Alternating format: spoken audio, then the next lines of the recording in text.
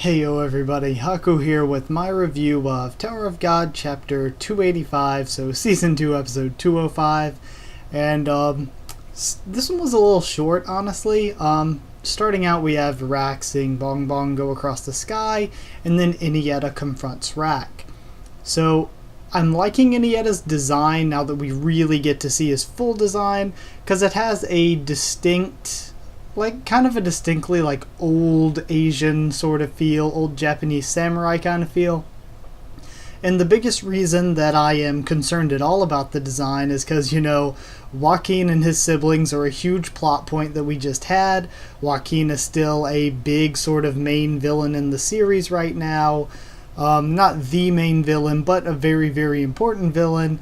So since we just had that, and there were multiple different REA siblings, I was like, if we have another REA villain coming in this soon, how is he going to keep from being just another Joaquin clone, like a weaker version of Joaquin? But it does seem like his swordsmanship has its own style, and his design is definitely, I think, individual enough from Joaquin and his siblings that they don't look that similar. So from there we move on to, Andrasi, Bomb, Kun, and Jaja reaching the named area, and we have a funny reunion there between them and Hatsu and Ship, and after that each side goes and tells the other side what's been going on with them, their plans, what they have to do, all that kind of stuff. So while they're filling each other in, Kun seems like kind of a dick, but I think he's kind of right, because all the problems for Ship's team are kind of Andrasi's fault for just rushing in and not really thinking about anything. So I'm with Kun on that even if he's being a dick, he's kind of right. It's kind of Andrasi's fault here. So Rak challenges Inieta, and I think Inieta's swords look really, really cool. Who is, we find out, the strongest of the 10 bosses. And then, of course, he sends away all the little no-names and fights him alone. And the fight is really, really awesome, really hype. I like that Rak is fighting him just pretty much evenly in melee combat for a good while before we see Inieta pull out the REA swordsmanship on him. Also, that Inieta rape face at that one point, he looked like, it looked like the Sonic smile from One Punch Man. That's just all I could think of. But then from there, we get a really, really amazing Danwan Yiwa moment, and I loved the scene with Danwan Yiwa. I don't know, I feel like it really, it had weight. It gave weight to both of those characters in the story, who before were kind of in the background. We hadn't really talked about their plot lines much, but now with this, we're giving the weight of Yeon seeing all this bad stuff happen because of the 10 families and her figuring out how she's going to deal with it, and also seeing Danwa and finding out a little bit more about him and his motives. And of course, right before he's able to come out and say his reasons and stuff for wanting to save Yura, the explosion happens, and the two of them go off to find where Rak is fighting at.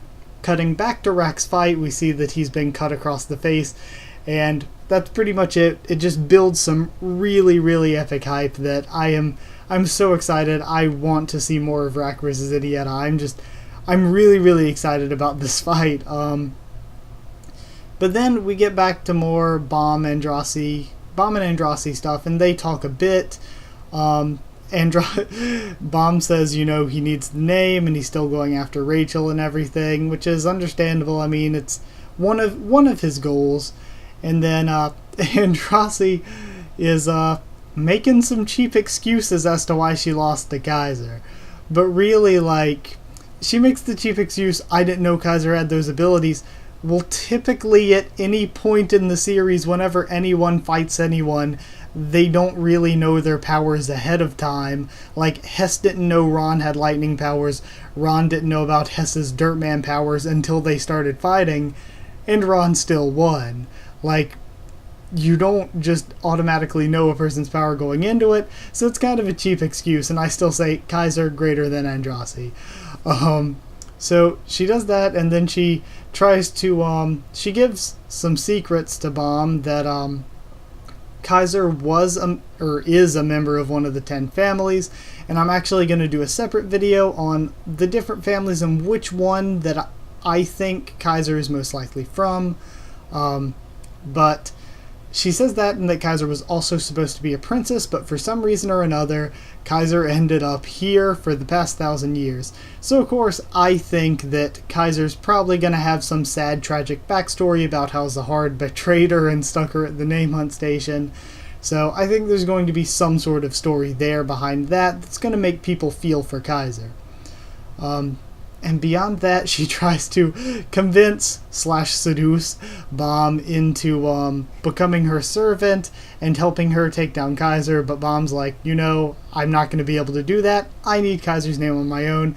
And I really loved seeing Bomb be a bit individual and stand up for himself, even though I really think they could still work something out together rather than being rivals, like what Kun goes on to say to Ship. And of course Ship starts freaking out because he knows that they've set up this huge, intricate plan that now, if they aren't working together, this plan benefits Team Kun. It doesn't benefit his team. But Hatsu tries to stop Kun, and it appears as though they are going to fight next chapter as well. So, super excited for that as well, because way back in Volume 1, those two were arguing back and forth. So, on the topic of Team Ship versus Team Kun Civil War, I don't know which team I'm on. I would say Team Kun, because Team Kun, like, everybody's going to be going to that team. Like, all of Bomb's allies and stuff are closer with Kun than they are with Ship, I'd say. The only people Ship has are, like, his immediate team members, because Team Novik would certainly choose Kun over Ship, I would say. Yeah, but pretty much what I think about it is I still don't quite see the need for it. Of course, they do both need to steal Kaiser's name, and they need it for different reasons. Bomb needs it to appease Yuri and prove his strength, and Andrasi needs it to get Lilial and Chilial off her tits. So, honestly, I think they could work something out, like if Bomb defeated Kaiser and then gave the name to Andrasi and said, here's your name back, go give the Kaiser name to Lilial and Chilial. All I need to do is tell Yuri, hey, I defeated Kaiser and proved myself. I have to prove myself. I don't really necessarily need the name, per se. So, like, I don't know. I feel like they could make a plan and work something out together. It seems like fighting each other is, like, the hard way, when they could just team up and come up with some sort of plan there. But, then, of course, I think this does make it a bit more interesting, because, like, everybody, including myself, was kind of thinking, we have 9 members of Team Bomb, 4 members of Team Novik, not counting Beta, and however many members of Team Ship here. I guess it would be 4? No, it would be 5 plus Vespa makes 6, since Vespa's here, and 8 if Amigo Chaz and Verdi are here as well, but we haven't seen either of them. So we have all those people against the 5 bosses and Kaiser. We have them way outnumbered. How are the fights going to play out? So this kind of makes it more even and makes it seem like Kaiser and the 5 bosses have a bit more of a chance now if we have some fights going on between Team Ship and Team Kun, plus the fights going on as well against the 5 bosses and Kaiser. So it kind of makes everything balance a bit more for the arc, and honestly makes it a bit more exciting, even if, like, plot-wise I don't 100% think it makes the most sense. I do think it makes it more exciting for the arc. So I'm still loving Rack vs. Inieta, and I would still love to see Rack vs. Inieta 1v1. I'd like to see Rack be able to defeat him 1v1, because he was fighting evenly with him, and now Inieta has shown his REA swordsmanship, and that's his pretty much only ability, I would assume, is REA swordsmanship, because it's OP in and of itself. So Rack, of course, still has yet to use his decompression and gain some of his raw power back, because I'm pretty sure they've said that in his compressed form, he doesn't have access to all of his power. So he still has to decompress. He can still activate Mad Shocker and its abilities. So I think that Rack can still take Inieta 1v1, and it'd be a really, really cool fight. but it seems like Yiwa and Danwa may or may not show up and help him out, or show up and take over the fight. If something like that does happen, I'd prefer to see Rack and Inieta 1v1, but if, like, I forgot, like, looking back this morning, after, like, while taking my notes on this, looking back at some of the Danwa stuff at Revolution Road, I forgot he is as strong as he is. Like, just because he got wrecked by Boro, he sort of got taken to scrub level in my mind. But I forgot Danwa is really pretty freaking strong, so if Danwa fought Inieta, I think that'd be a pretty entertaining fight as well. Especially, I really like Krishna, which is Danwa's sword, is maybe my favorite sword in the series. I'm not sure if I want to say that, but it might be. I really like it. I like Joaquin's sword as well, though. So if we had him using Krishna to fight against Inieta, I think that'd be really, really exciting too. But for this chapter overall, like, the artwork, again, very nice as usual. The plot was, I don't know, there are certain things I don't think were the best, but it was overall pretty good. Not the best it's been, and also kind of shorter than usual. I can say I absolutely love the stuff with Rack, Inieta, Danwa, and Yiwa, but I'm going to be honest and brutal and say that the stuff with Kun, Ship, Bomb, and Andrasi, I thought was a little bit dull. I thought it was a little bit, like, glossed over. I didn't think we needed so much of the explanations between the two teams. So that stuff, it was good, but I wasn't really into it. So that took up a significant portion of the chapter as well. So, I don't know. With this one, there was really good with the Rack side of things and kind of meh with the Kun and Ship side of things. So, I'm going to give it 7 Ho-Andrasi moments trying to corrupt our poor Bomb out of 10. So, 7 out of 10, fair enough. It's like one of those things where there were good things, but overall it was just sort of okay for Tower of God.